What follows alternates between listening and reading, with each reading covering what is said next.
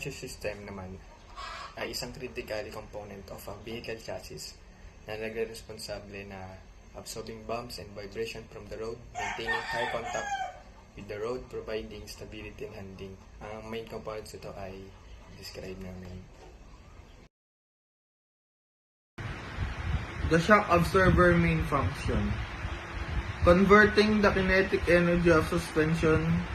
A shock absorber main function is to control the movement of a vehicle suspension and spring.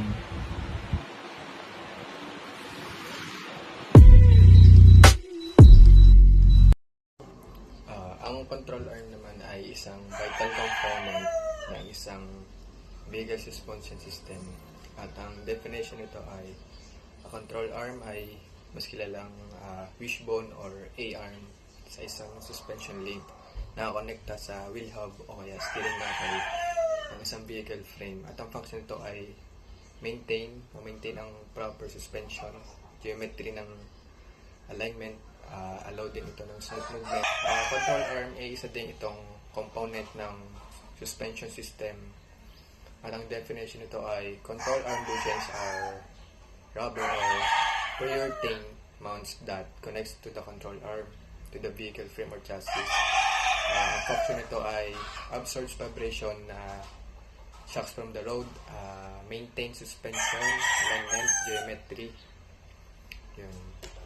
At ang kaimportantehan nito ay i-maintain ito ang vehicle safety at handling at nape-prevent ito ng premature wear on other suspension components at enhance din ito ang ride comfort and stability.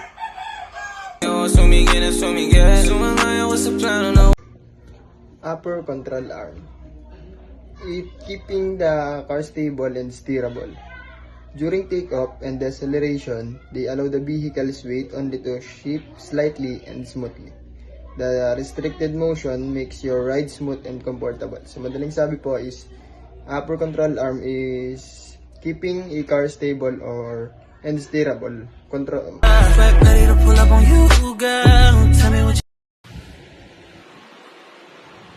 The upper control arm bushing. Main function is to connect the control arm to the vehicle chassis and help absorb vibration from the road. Control arm bushing are important for driving comfort handling. They cushion the suspension system, which in turn control noise and vibration and also provide a softer ride over bumps. Meron din tayong types ng control arm bushing na tulad ng rubber bushings, polyurethane bushings, hydraulic bushing, spherical bushing. Upper ball joint.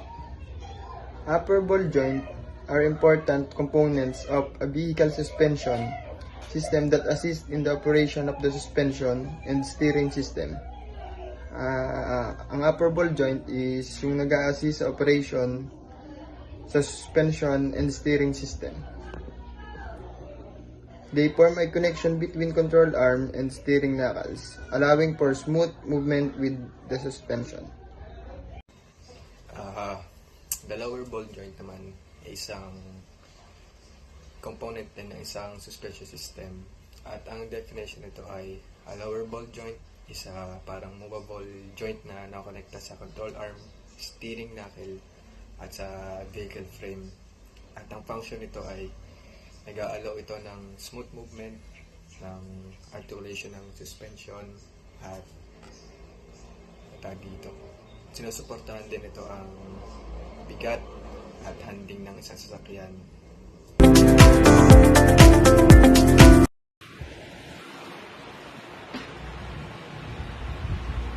And the main function of upper arm control bushing is to reduce vibration and noise and provide a softer ride over bumps.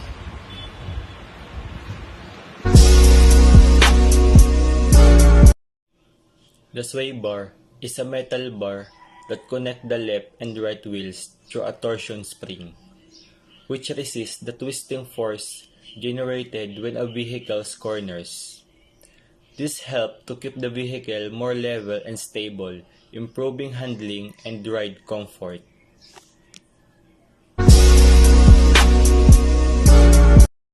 Sway bar bushing. Sway bar bushing is a critical component ng isang vehicle suspension system. At ang definition nito ay sway bar bushing is a rubber or tinatawag nating polyurethane mounting component na nakonekta sa sway bar.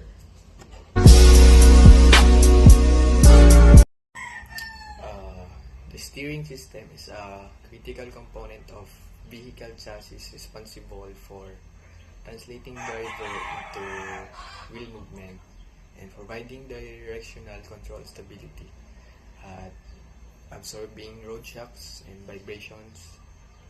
I-describe din namin nito ang mga main components.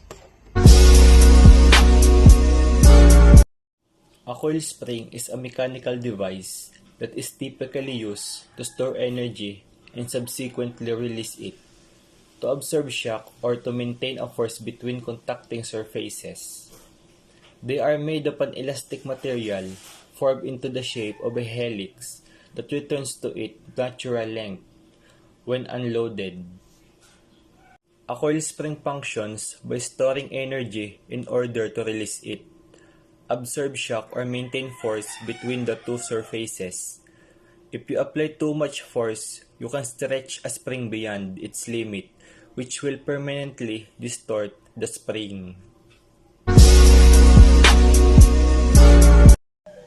Rack and pinion steering consists of a rack, a long bar with teeth along its length, and pinion gear, a small round gear connected to the steering wheel. These two components work together to convert the rotational movement of the steering wheel into linear motion that controls the movement of the wheels. A rack and pinion are used when converting rotational movement to linear motion. A bar-shaped gear with an infinite radius of a cylindrical gear is called rack, and a mesh spur gear is called pinion.